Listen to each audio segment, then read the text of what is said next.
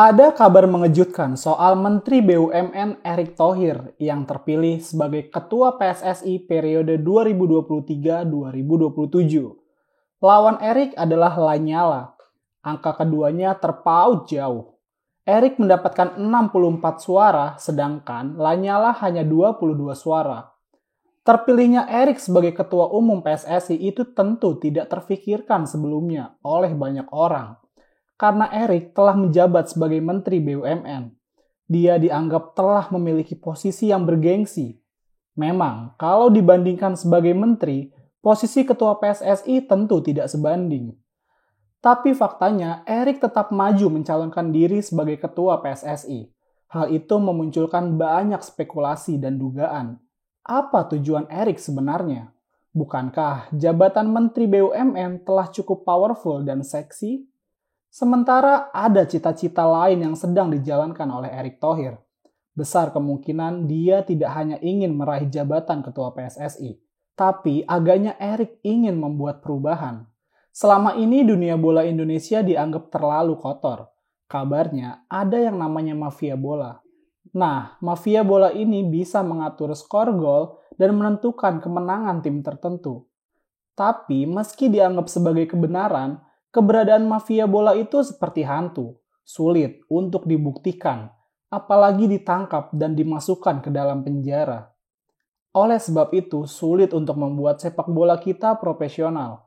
Jangankan lolos Piala Dunia, bersaing dengan tetangga saja kita sempoyongan, karena terlalu banyak masalah di dalam sepak bola kita. Untuk membersihkan semua penghalang kemajuan sepak bola Indonesia itu perlu adanya seorang pemberani yang tidak silau dengan uang suap, yang tidak mudah digertak dan ditakut-takuti. Pertanyaannya, beranikah Erick Thohir mengambil posisi tersebut? Erick Thohir pernah berpengalaman memiliki klub bola Inter Milan. Sedikit banyak, Erick paham bagaimana dunia bola itu. Erick paham apa saja persoalan yang menghambatnya dan tahu cara mengatasinya. Dilihat dari jejak sejarah ini, Erick memang layak menyandang posisi sebagai ketua PSSI. Kemudian yang perlu kita tunggu adalah realisasinya.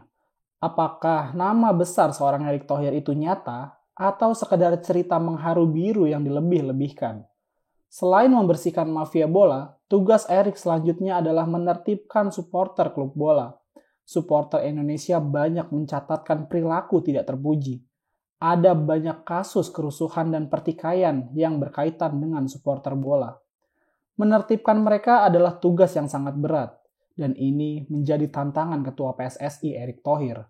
Untuk membenahi semua itu, memang dibutuhkan waktu yang panjang.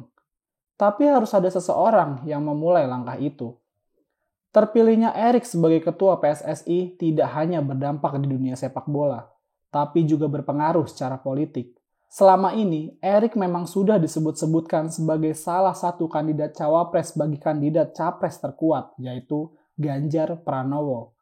Meskipun memang ada beberapa nama lain yang bersaing dengannya, misalnya Sandiaga Uno dan Ridwan Kamil.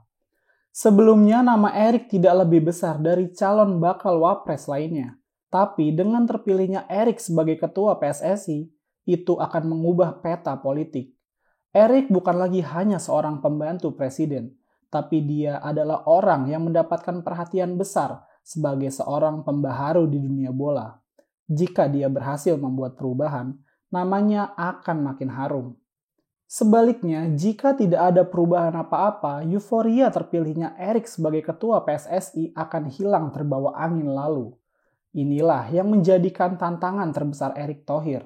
Dalam waktu yang singkat, dia harus membuktikan pada dunia bahwa Erick adalah seorang pemimpin yang bertangan dingin. Dia mampu membuat perubahan besar yang tidak bisa dilakukan oleh ketua PSSI sebelumnya. Sepak bola Indonesia sudah lama terpuruk. Semua orang menunggu datangnya zaman perubahan. Apakah Erick Thohir mampu membawa zaman perubahan itu atau tidak? Waktu yang akan menjawabnya.